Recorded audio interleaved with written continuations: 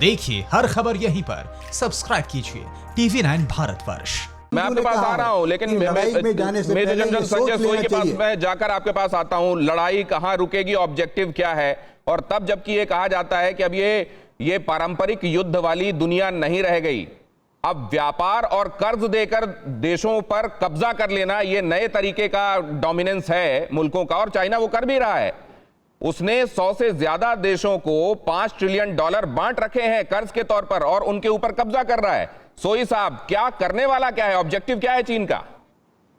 नहीं, बिल्कुल जो आप कह रहे हैं बहुत एक सही बात है, क्योंकि आज जो लड़ाई है, एक तो चाइना साइकोलॉजिकल वॉरफेयर कर रहा है, दूसरा जो इकोनॉमिक लड़ाई है, शायद जो भारत को नीचा दिखाने की कोशिश कर रहा है, जो उसका गलतफहमी है कि जिस प्रकार से वो आइसोलेट हो रहा है। एक तरफ चाइना आगे बढ़ता जा रहा था, दुनिया में पैसा, अफ्रीका हो गया, श्रीलंका हो गया, बर्मा हो गया, म्यांमार हो गया, जहां कंट्रीज में पैसा दे दे के और वो रिपे नहीं कर पा रहे तो उनकी पोर्ट फैसिलिटी ले ली, माइनिंग फैसिलिटी ले ली। इस प्रकार से वो इंफ्रास्ट्रक्चर पर धीरे धीरे कब्जा कर रहा था, उनकी पॉलिसीज को गवर्न करता जा रहा था।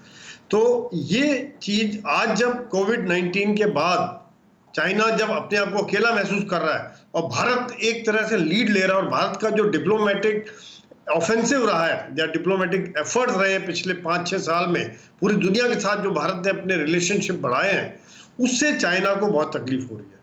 दूसरा, हमारी सोच में जो बदलाव आया है, जो हम प्रोएक्टिव हैं, तो क्या ये चाइना को अखर रहा है सर? और क्या ये history is repeating itself, Ashok Sajjanhar साहब?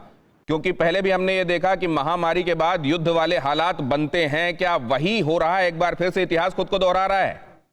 जी बिल्कुल, मेरे विचार से यही है। देखिए, हमारे सब पैनलिस्ट ने कहा है जो चीन एकदम अलग थलग पड़ गया है। मैं आपके कंसिडरेशन के लिए और पैनलिस्ट की कंसिडरेशन के लिए ये सबमिट करूंगा, जो चीन अभी समझता है, जो उसके पास एक ये मौका है, उसके पास एक ये स्ट्रेटेजिक अपॉर्चुनिटी है, जबकि पूरी दुनिया इस महामारी के प्रकोप से लड़ रही है, वो किसी ना किसी तरीके से इससे बाहर निकल आया है। सबकी आर्थिक स्थिति एकदम खराब हो चुकी है। जो उसके ऊपर सबसे ज्यादा अंकुश डालने वाला देश है अमेरिका, उसको भी बहुत मुश्किलें हो रही हैं इस महामारी से जूझने की, और उनके तो आगे इलेक्शन आ रहा है। तो इसीलिए चीन समझता है जो अमेरिका या यूरोप, कोई भी देश उसके विरुद्ध कुछ नहीं कर सकता है, इसीलिए उसके पास ये अच्छा मौका है। आपको मालूम है, आपके पैनलिस्ट ने और भी कहा है, जो China is a revisionist country, China is an expansionist country. तो वो ये समझता है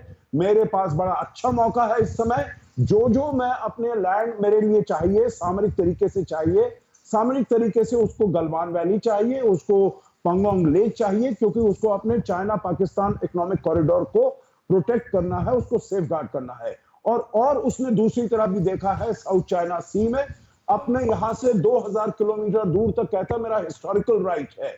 तो चाहे वो वियतनाम का फिशिंग वेसल हो, उसको गिरा दिया, या फिर फिलीपींस के विरुद्ध काम किया, या मलेशिया अपने एक्सक्लूसिव इकोनॉमिक जोन में वो अपना डेवलप कर रहे थे ऑयल फैसिलिटी, उनको जाकर वहां पर डरा धमका दिया, इंडोनेशिया के विरुद्ध काम कर दिया। देखिए, बात मैं ये कहूंगा, जो ये हमारा सोच हमारी गलत होगी अगर हम ये समझते हैं जो चीन अलग थलग पड़ गया है।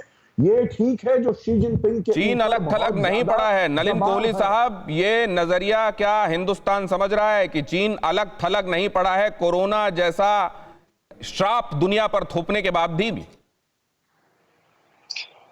यदि आप देखेंगे पिछले 5-6 सालों के कूटनीति को नरेंद्र मोदी जी की सरकार के आने के बाद, तो इसमें हमारी सोच में ये कोई देश अलग थलग हो, हम उसके साथ कुछ बिगाड़ना चाहते नहीं, हम अपने रिश्ते सुधारना चाहते हैं हर देश के साथ। लेकिन ये हमारी वीकनेस की कोई निशानी थोड़ी ना देखी जा सकती है। चीन के साथ भी दोस्ती का हाथ रखा गया है, लेकिन जब डोकलाम आया, और डोकलाम से पहले आपको याद है जब चीन के राष्ट्रपति भारत आए थे, उस समय भी लद्दाख में इनकर्शंस हुई थी। लेकिन भारत अपने बात पे अड़ा रहता है, और भारत जो है ठीक है आक्रामक देश नहीं है उस रूप से, लेकिन इसका ये अर्थ नहीं है कि अपनी सुरक्षा के लिए जो कदम उठाने वो नहीं उठाता। यही आज का फर्क है आज के भारत में। परवाह देश की, सोमवार से शुक्रवार रात 10 बजे TV9 भारतवर्ष पर।